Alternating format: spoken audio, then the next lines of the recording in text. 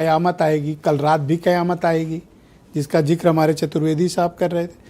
अभी फिर 1 घंटा पहले जब मैं अभी डिबेट करने आ रहा था, देखा फिर भाई का स्टेटमेंट आया है कि आज की रात कयामत की रात होगी, इतने बम मारेंगे ईरान को धुआं धुआं कर देंगे। रोज ये भाई कयामत लाता है भाई, ये तो गजब आदमी है।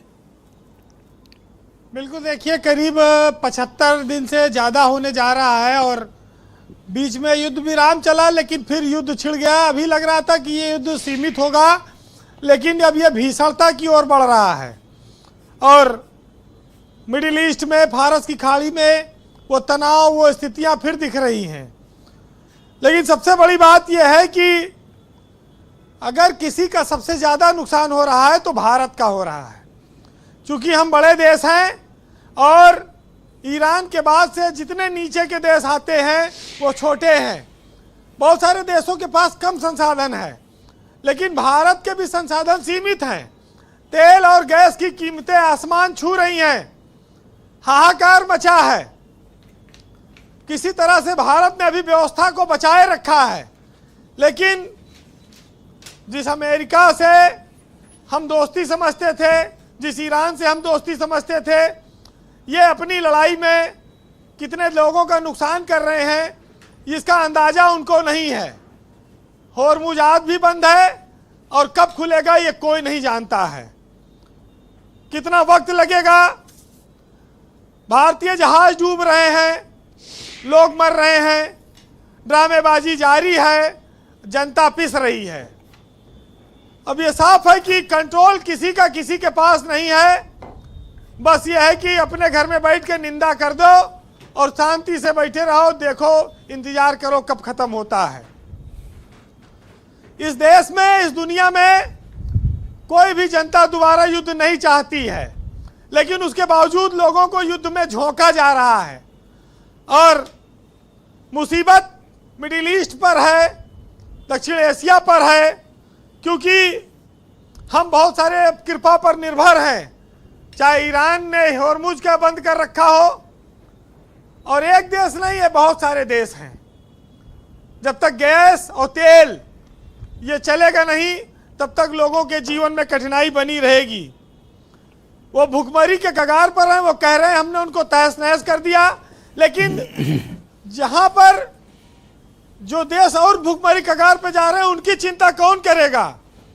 क्या गरीबों की मौत से इन बड़े बड़े देशों को कोई फर्क नहीं पड़ रहा है?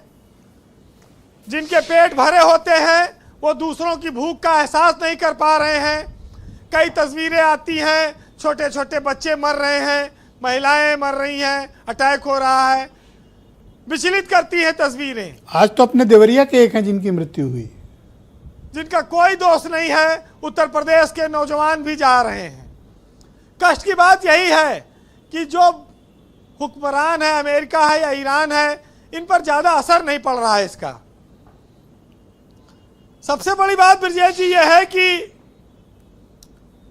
जब एक आदमी को यह पता चल गया कि ये रास्ता बंद कर दो तो आधी दुनिया छटपटाने लगेगी। अब ईरान कभी भी होर्मुज से अपना नियंत्रण नहीं छोड़ेगा जब तक ये दुनिया रहेगी। या तो ईरान रहेगा, और रहेगा तो फिर होर्मुज पर उसका कब्जा रहेगा, क्योंकि वो जान चुका है कि अब पूरे ईरान की जान इसी होर्मुज में बसी है।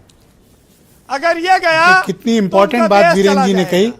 बड़े से बड़ा इंटरनेशनल अफेयर्स का जानकार पत्रकार भी इस चीज को डिकोड नहीं कर सकता जो वीरेंद्र जी ने करके दी। बिल्कुल ठीक आपने कहा, मैं सहमत हूं आपसे।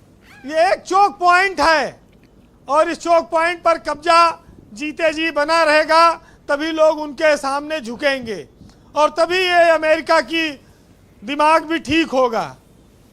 अमेरिका कभी दोस्त बनता है, कभी दुश्मन बनता है। ऐसे लोग सिर्फ अपनी सुविधा से दुनिया का इस्तेमाल कर रहे हैं और कुछ नहीं। लेकिन मुर्दों की सभा में अगर जिंदा रहना है तो युद्ध लड़ना पड़ता है, और भारत अभी तक इन चीजों से बचता आया है। अब ये देखिए कब तक चलता है। हालांकि महाभारत में कृष्ण ने कहा था कि गांडी उठाओ है अर्जुन, अब धर्म युद्ध का घोष करो कि अब नहीं चाहिए 5 गांव और भिक्षा पर मत संतोष करो और गांडेय उठाओ हे अर्जुन, अब धर्म युद्ध का घोष करो। वन उपवन सारे भटक चुके, तुम अमन शांति की आशा में, क्या मिला क्या लगा तुम्हें, बोलो याचक की भाषा में। दुश्मन को दर्पण दिखलाओ, जी अब खुद को तुम निर्दोष करो और गांडी उठाओ हे अर्जुन, अब धर्म युद्ध का घोष करो।